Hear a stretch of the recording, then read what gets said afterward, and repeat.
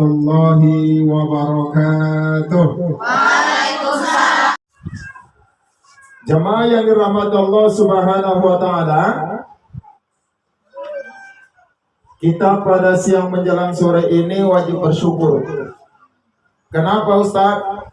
Karena kita sampai saat ini masih dapat berjumpa. Banyak di luar sana hari ini sudah tak berjumpa lagi sama keluarganya, tidak berjumpa lagi sama sahabatnya, tidak berjumpa lagi dengan tetangganya. Kenapa? Karena sudah dipanggil oleh Allah Subhanahu wa ta'ala. Kemarin di kampung saya, daerah Bandarejo, Kelurahan Ujung Bandar, itu sekali meninggal 2 orang, Bu. Bagian atas sama bagian tengah. Yang satu perempuan, yang satu laki-laki. Sama. Ya. Dan di daerah Labura ada juga siapa? Ketua MUI Labuan Batu Utara. Yang dibacok sama anggotanya.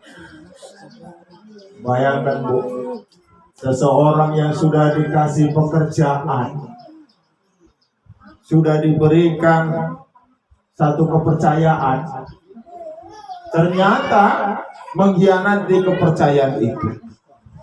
Hanya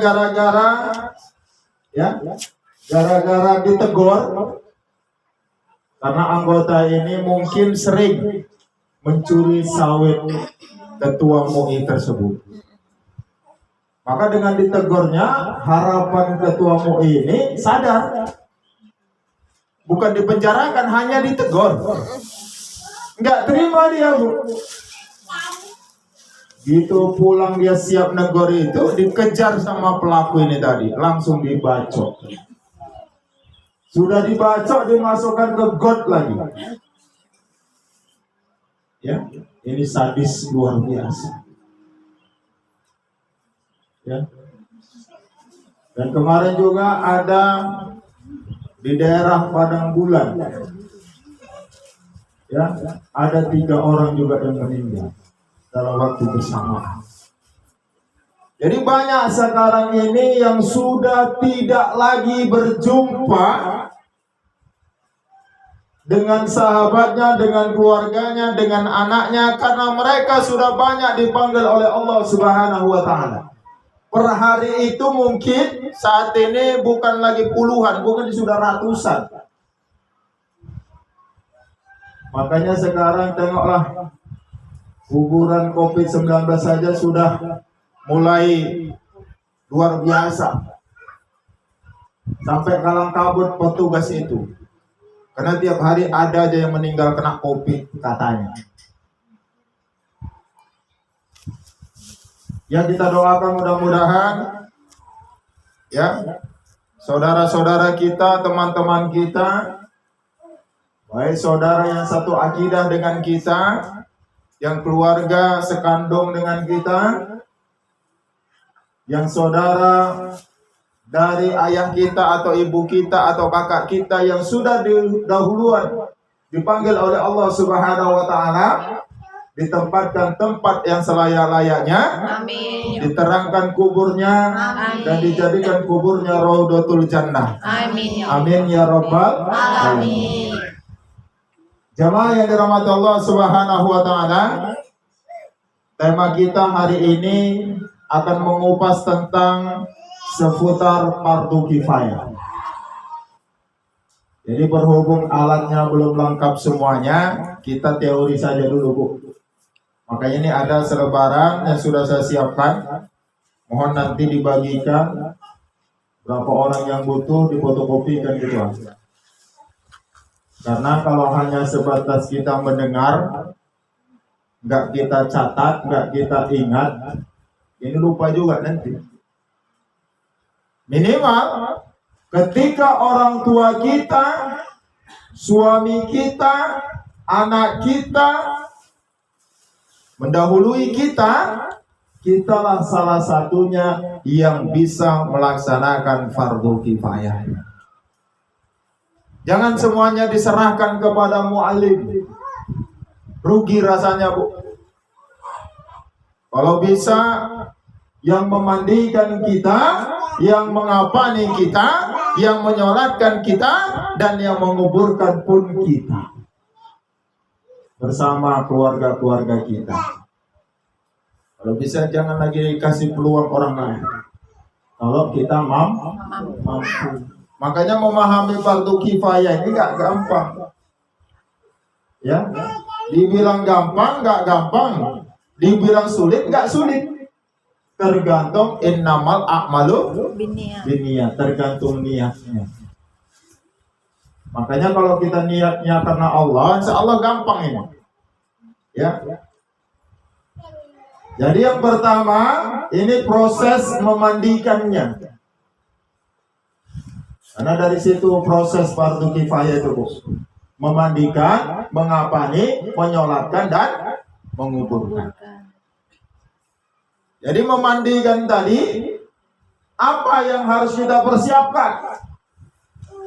Yang pertama kita persiapkan tempat yang tertutup. Tempat yang tertutup. Boleh rupanya Ustadz memandikan jenazah di tengah-tengah lapangan tanpa tutup? Jawabannya tidak. Karena akan menjadi fitnah. Maka yang pertama, siapkan tempat secara tertutup. Sebaik-baik tempat yaitu tempat di dalam daerah rumah kita.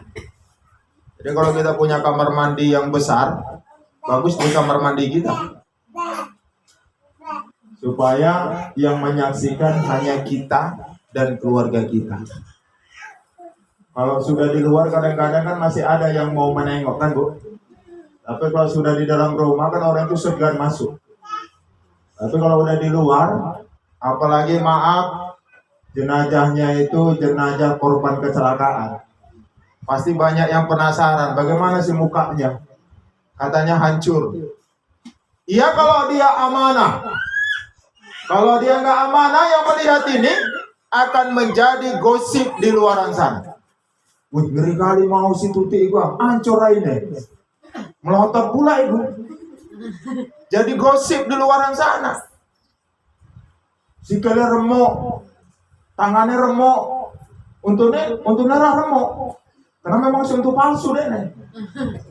Jadi gosip dia. Makanya sebaik-baik itu tempat di daerah rumah kita, yaitu di kamar mandi kita. Usahakan kalau bisa besar. Ya. Setelah tempat, apalagi Ustaz? Tentunya fasilitas di tempat itu. Kursi secukupnya, ya kan? Air secukupnya, apalagi? Kalau apa biasanya pakai kapur barus deh. Baru pakai apa namanya? Daun bidara seperti yang disampaikan Ustaz kita tadi. Ya.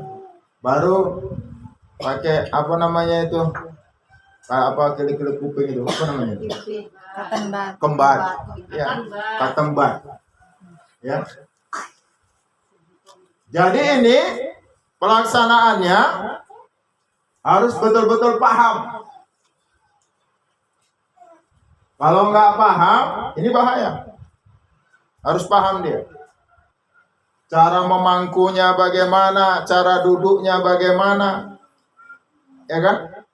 Ini harus paham. Jadi sebelum jenazah dimandikan, disiapkan dulu seluruh peralatannya, antara lain kain kafan penutup badan si mayat, terdiri dari baju, kain, cawat, serban, kerudung, tutup kepala, kurang lebih 12 meter, kain berwarna putih. Itu dipersiapkan. Baru yang kedua, air mutlak secukupnya. Air mutlak secukupnya.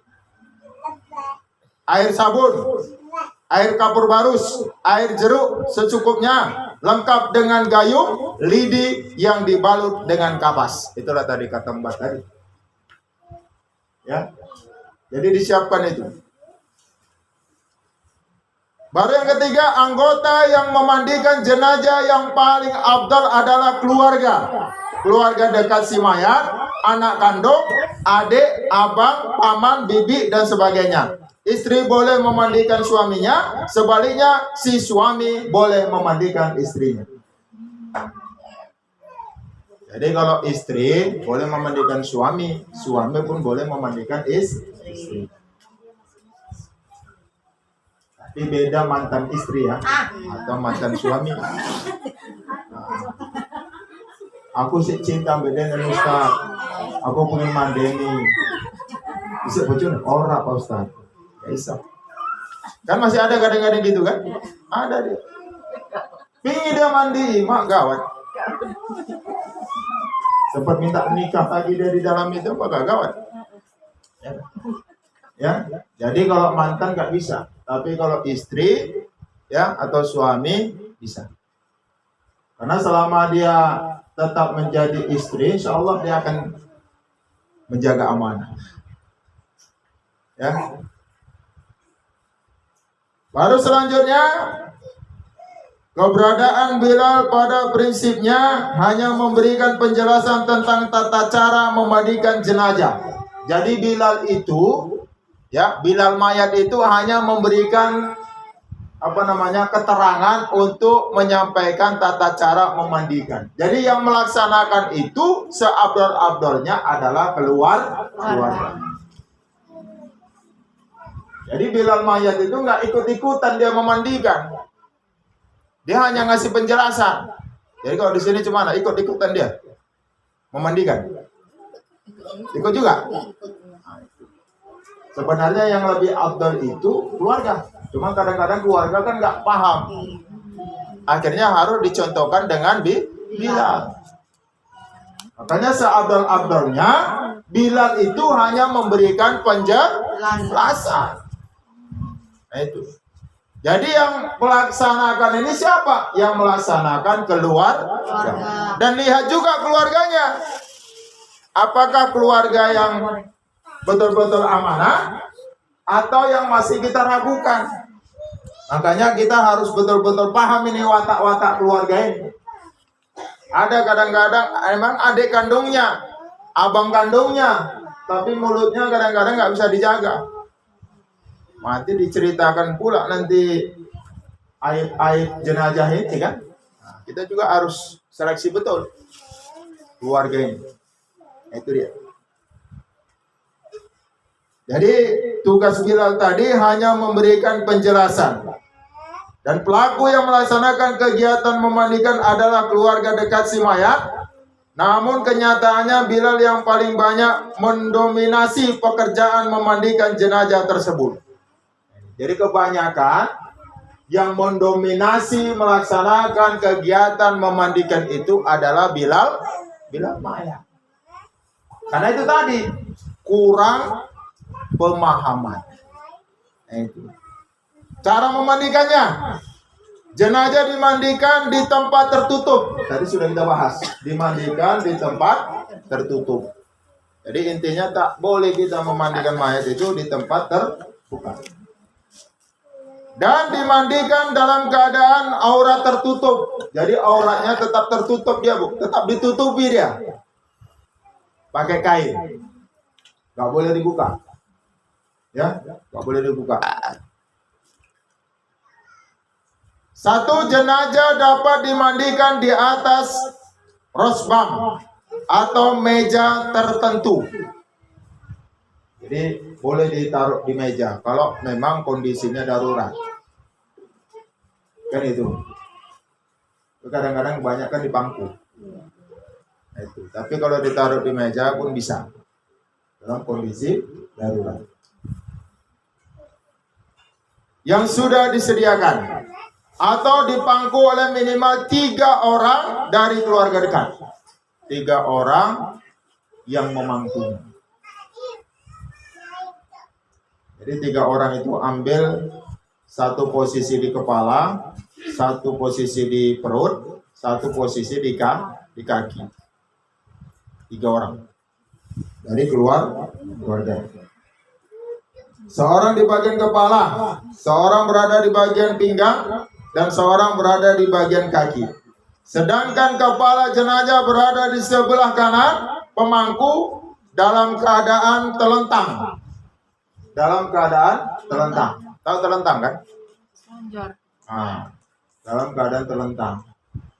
Bukan miring, bukan telungkup, tapi telentang.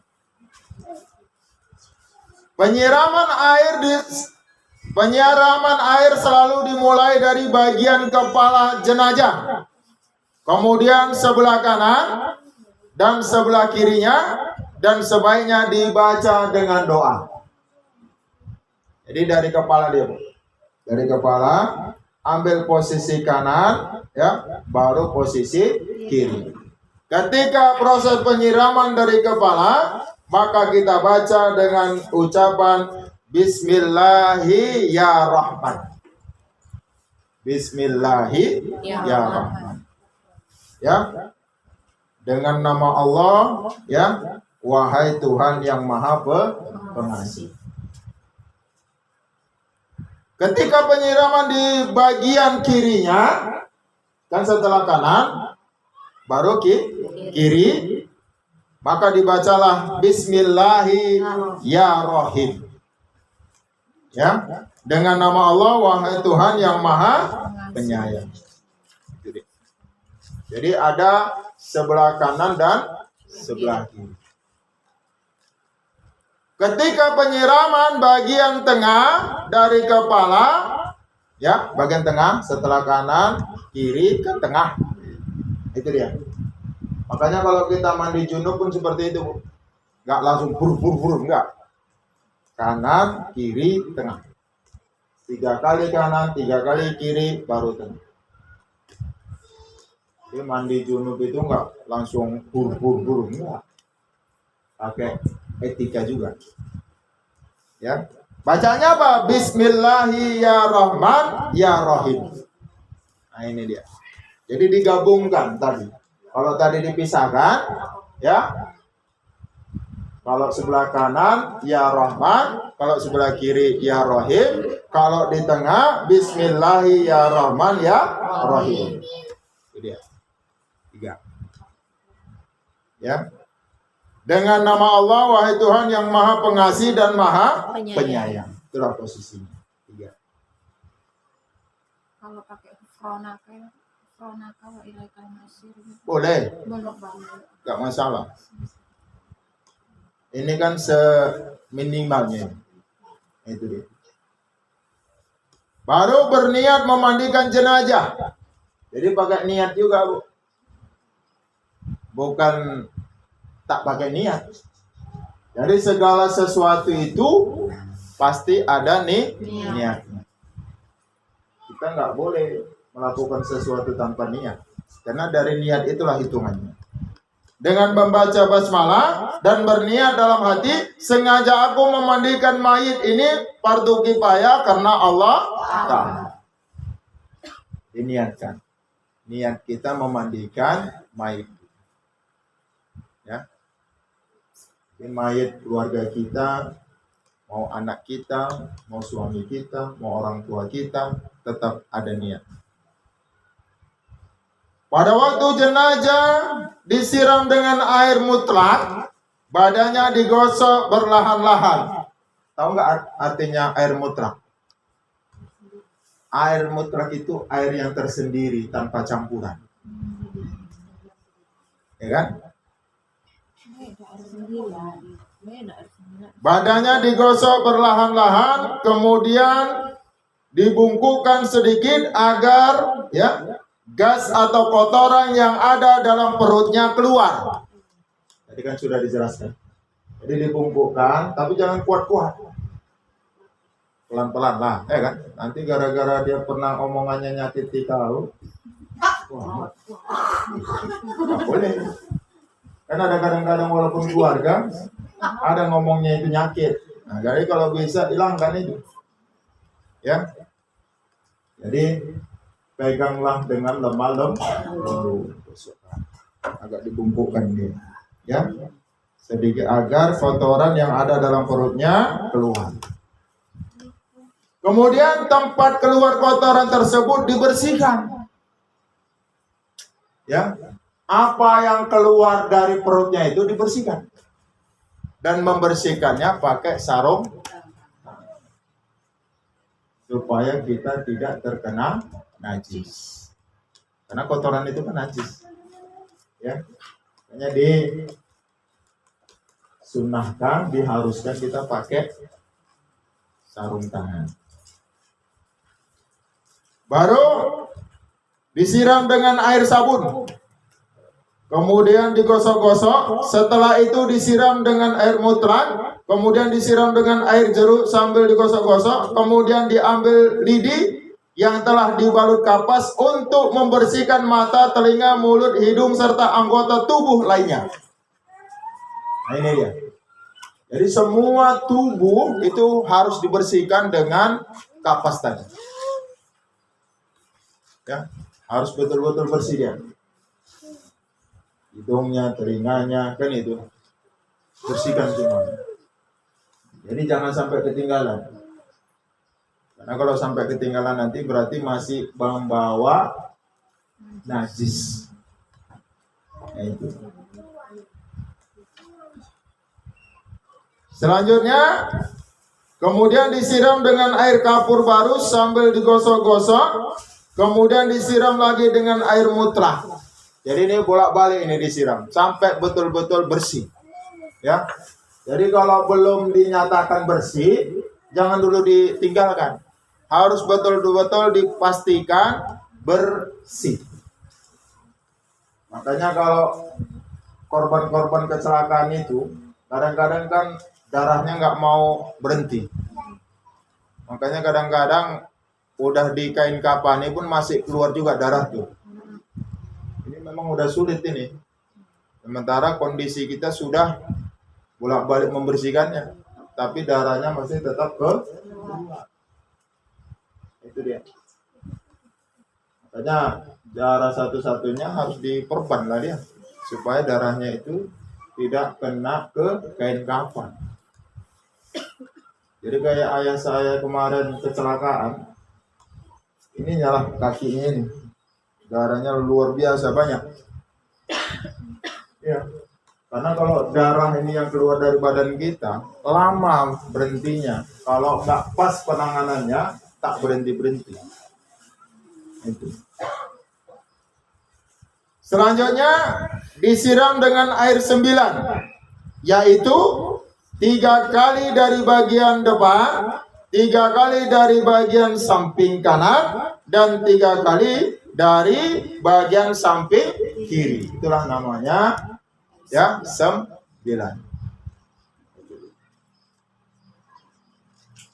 3 kanan, 3 kiri, baru tengah. Jika ketika memandikan jenazah terjadi hal, nah ini dia Bu, yang tidak diinginkan seperti pendarahan. Ini yang tadi kita bilang. Pendarahan, kotoran keluar terus menerus agar dibiarkan sampai habis.